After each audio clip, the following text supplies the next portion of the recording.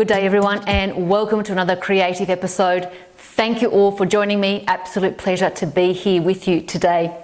In this episode, I am focusing on simple subjects. As you can tell, this morning I went to the farmers markets, and so I thought, why not create something that everyone can utilize from their house?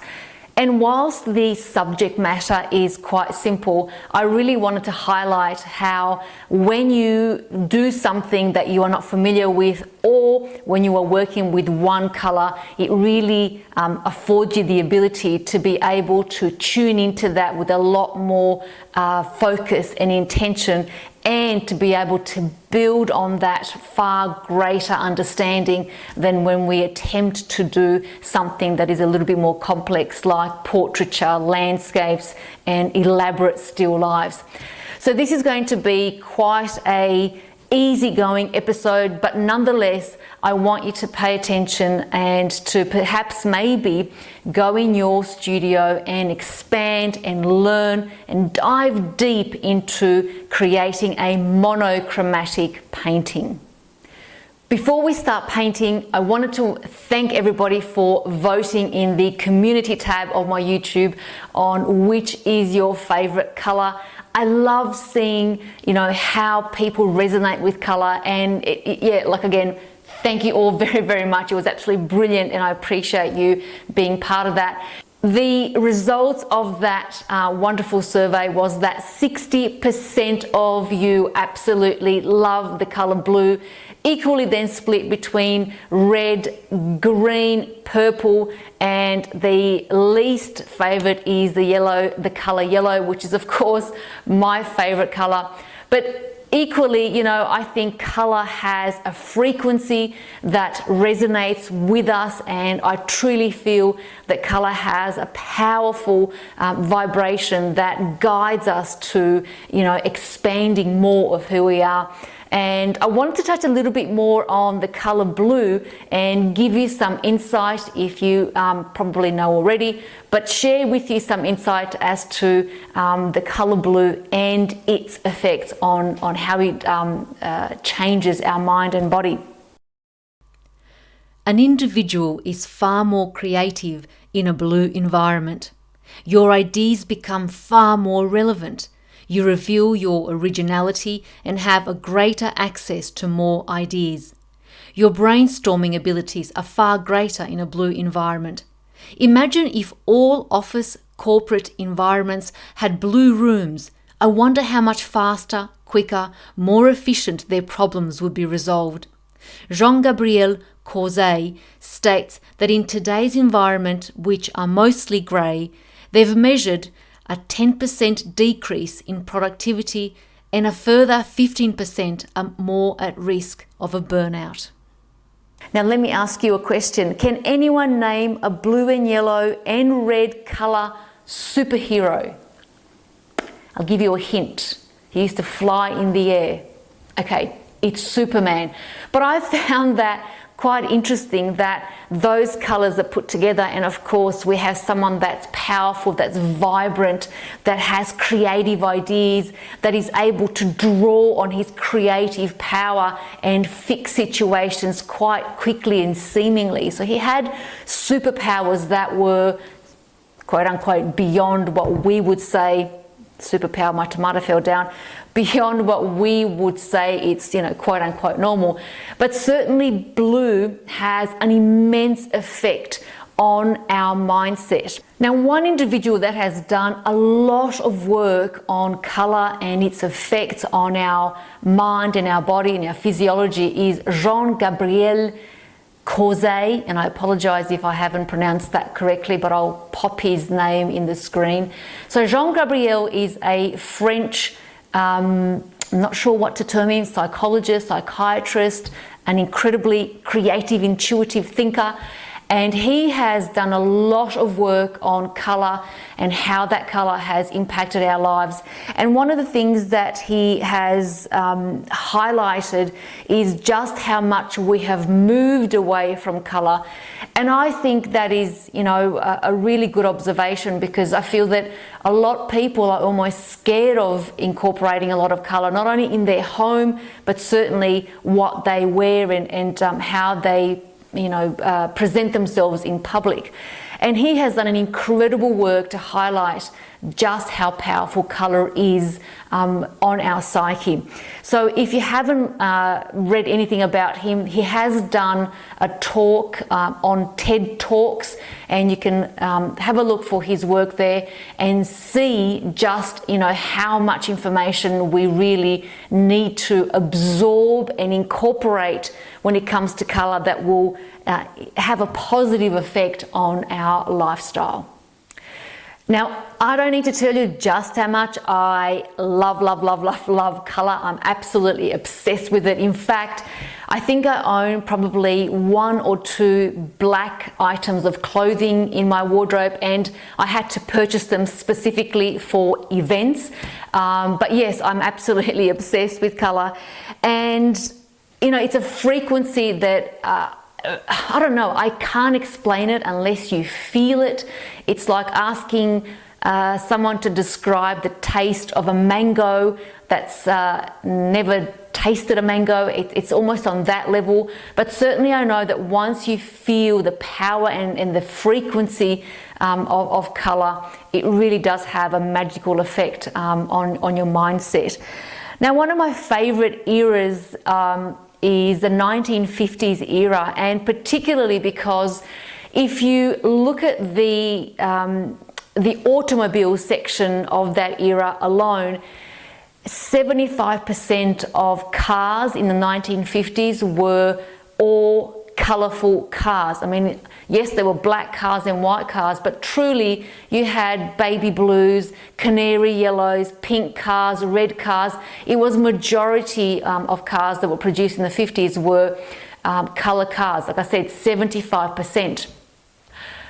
Okay, so this week I am exploring the colour red, as you can see up here, and as I've introduced already, I'm really focusing on using simple subjects that everybody will have in their home. So why red? Well, red is quite a powerful colour, and it is a colour that in artworks acts as a attention grabber. It really can direct the eye, or you want to add a certain feeling with the colour red, and that might be passion, energy. It might be that you want to exhibit and highlight some sort of a scene. So red is really quite powerful when we incorporate it in our artworks. Now, as you've seen from the thumbnail, I am not a watercolorist by any stretch of the means. But why am I painting with watercolor, given that I am really much more interested in using oil paint? When you work with a medium that is unfamiliar to you, you tend to focus with a lot more intention, and you tend to really want to understand exactly what you are doing. So for me, watercolors are used more to expand my observation perspectives, and that is, you know, understanding shapes and where I'm making the marks, understanding shadows, tints and tones and values of the color that I'm using. Because when I paint in oil, it really does become almost like second nature. I'm like, you know, riding a bike, driving a car. You're not thinking about that you're gearing down or gearing up or turning the wheel. It just comes naturally. Whereas when I'm utilizing watercolors, because it's something that I'm not really familiar with, I have to pay attention. Now, this is an incredible fast way of learning when you're doing and when you're painting, and so this is my number one reason why I'm using watercolors. I don't have a desire to really be a watercolorist, so for anyone out there that is a lot more proficient in watercolors, please don't write in to tell me what I've done wrong or right. It is really a learning exercise and thus an encouragement for you that if you're not familiar with a subject, it really is a great learning tool.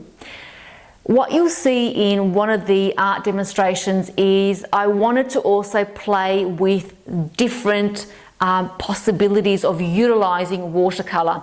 So I am going to do two separate artworks. One is with a red capsicum and another is with a red tomato. But in there too, because I've got a lot of apples that I've purchased from my beautiful farmer, I wanted to paint an apple using watercolors, but not created in the traditional sense. I wanted to play around with shapes and using a little bit of a paper towel to create texture or a different look to these watercolors, as you will see in a minute. And again, the idea is to expand awareness, perspective, learning, color, tint, tone, values. It really is all about that. So in this episode, it is about exploring different subjects using watercolor. Why use red color alone? Well, it's creating a monochromatic artwork.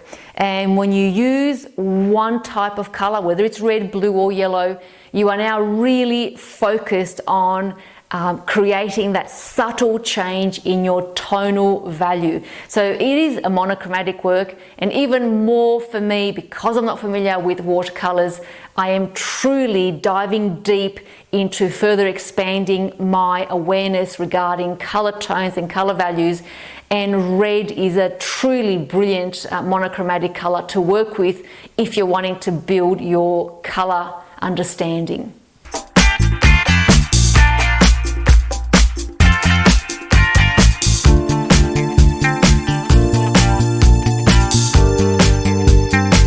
Raise that energy, allow the flow of creativity within, get comfortable, grab a cup of tea, coffee, beverage of your choice, and let's get started. As I begin the sketch, here's a little reminder. These artworks are intended as a learning and expansion of perspective, a deeper understanding of colour, better knowing of tints, shades, and values. I like to loosen up with a shadow figure sketch, followed by a quick yellow sketch before I dive into the colour red.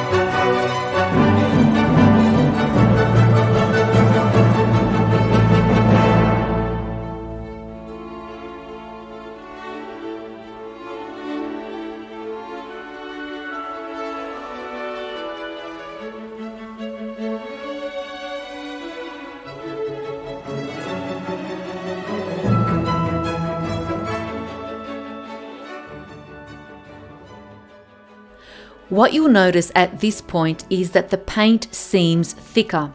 I'm still using watercolor, however I've added an acrylic white versus using the watercolor white. I like the thickness and depth of color when I lighten my values by using the acrylic white and watercolor, thus why the yellow highlights appear thicker.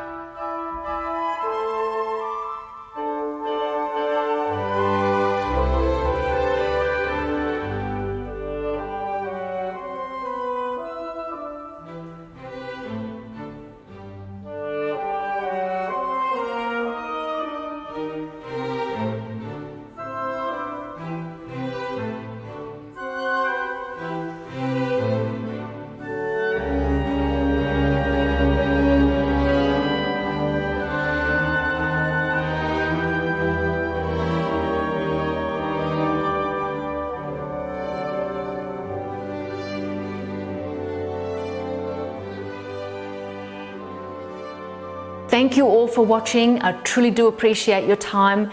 If you are new to this channel, please like and subscribe. And as always, if you have any questions, do comment down below and I will do my best to provide you with the experience that I've had in terms of my artistic journey. And I thank everyone from my heart to my toes, that's a joke, for really taking the time to be part of this channel. And again, I truly do love putting these videos together to share with you my painting process and journey, and hopefully inspire and ignite somebody out there that is perhaps fearful to start their creative journey. I can't emphasize enough how worthy you are and how powerful you are as a creator, so don't let fears stop you. If you have watched my last two videos, I do talk about how the art success that no one talks about is really an internal process, and it is you against you, nobody else. And once you reach that level, you will quickly discover that no one's negative comments really matter. It's all a learning curve, and it really is about your discipline, your process, and your art journey. Remember, while you are in this world, you truly are the light of the world. Keep creating, keep amplifying, and keep expressing your authentic self. Until next time, bye guys.